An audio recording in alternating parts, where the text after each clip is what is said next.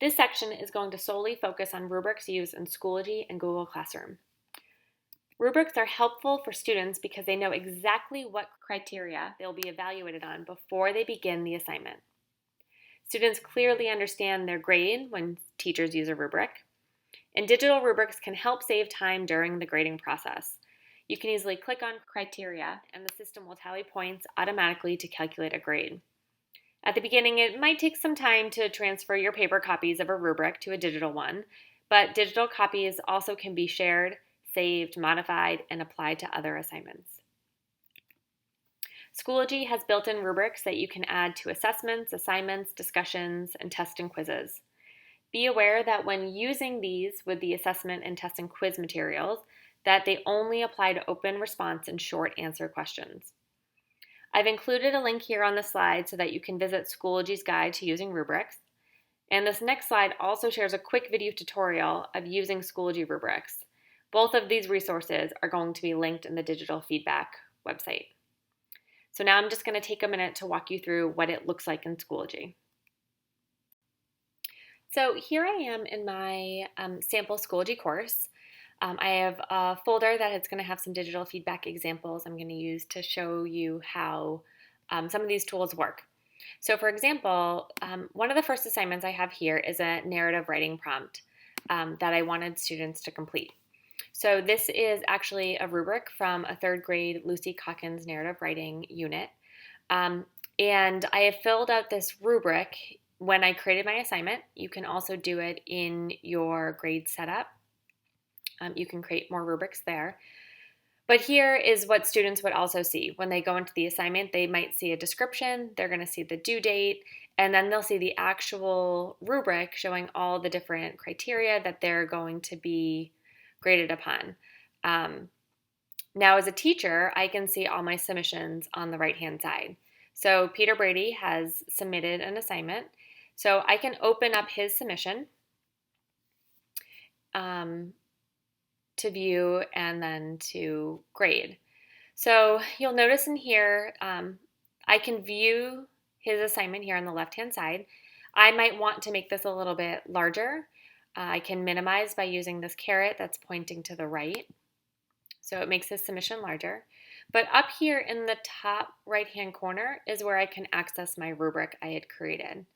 So I can click on this box, and that's going to pull out a detailed summary of my rubric. I can see all my different criteria and then the ratings. When I'm ready to grade, I can easily just check my boxes. I can read, so I could minimize this by using the arrow pointing to the right. I can continue to read, and then when I get to another portion of the rubric I know I need to grade, I can pop it back out. I can also make this a little bit smaller and show a less detailed view by using this icon that's right below the caret. So it makes my rubric smaller. So I could still read a bit and grade at the same time if that's something that appeals to me. So you'll notice that it has tallied up all the scores at the bottom. When I'm ready, I can hit save. And then next to the grading rubric, there's also a little speech bubble. This is where I can add a comment. I'm going to cover comments more in the next section, but some teachers that I had talked about actually having a preloaded Google Doc of comments for a certain unit. So in another tab, I might have feedback comments for personal narrative, in which I could take an overarching comment and I could copy and go back to my Schoology tab and paste that comment in and show it to the student. And I could go through and I could add more comments if I wanted, but this is another way to give a little bit more personalized feedback on using a rubric. But we'll cover this a little bit more in the next topic. So once I'm ready, I can hit submit. And then Peter will be able to see his grade. Google Classroom also has built-in rubrics. You can create, reuse, share, view, and grade rubrics for individual assignments. You can give feedback with scored or unscored rubrics. If a rubric is scored, the student will see their score when you return the assignment. Below are two resources. One links to the Google support page, and the other is a video on how to create and use rubrics in Google Classroom. but I'm also going to take a minute again to walk you through what this would look like in Google Classroom. So this is just a quick tutorial of how a rubric would look in Google Classroom. So here I am in my Google Classroom under the Classwork tab. And if I haven't already created an assignment, I can hit Create Assignment. And I could create my personal narrative assignment where students are going to submit work. I can fill in the appropriate details if needed, but at the bottom there's a place for a rubric. Here gives me the option to either create a rubric by adding in all the criteria and the different levels, 1, 2, 3, 4, however it is being graded. I can also reuse a rubric that I had used previously, so I can click Reuse Rubric and select a personal narrative rubric that I have already created. So because I've already run through this example before, I'm just going to go into the personal narrative writing that has a submission already living in it. So as a teacher, I can see the writing assignment I have created is my personal narrative. One student has turned it in, and here's the rubric I have created. So again, this is the Lucy Calkins rubric for narrative writing in 3rd grade, graded out of 4 points. These are a few of the criteria scales that she includes. Now I can enter this assignment and see that one student has submitted this.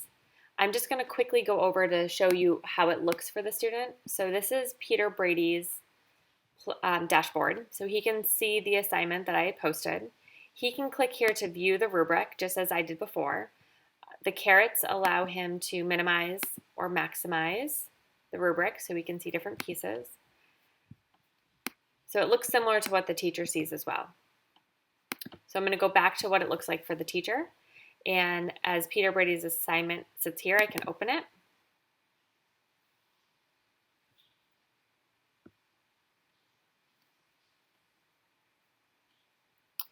And then I can start to grade his assignment.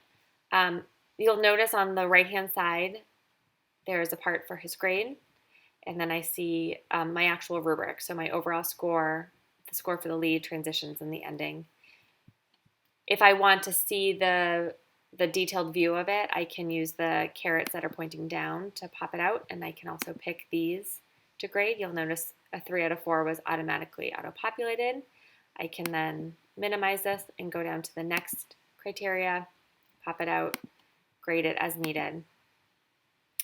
I can also make his writing a little bit bigger by using the caret in the bottom of the screen to minimize where my rubric scale was. Then I can pop it back out. And then finally, when I'm done, I can just score the rest, and then there's a place for a comment. So again, teachers have mentioned having a Google Doc open that has comments that they have used before that have just been worded really well, and sometimes they will copy from that Google Doc comment. They can paste it into the comment section and they can post it to that student. There's also the option to add or to pull from a comment bank that I'll talk about when we get into the annotation section, which is the next tool. And finally, when I'm ready, I can hit return to submit this back to the student.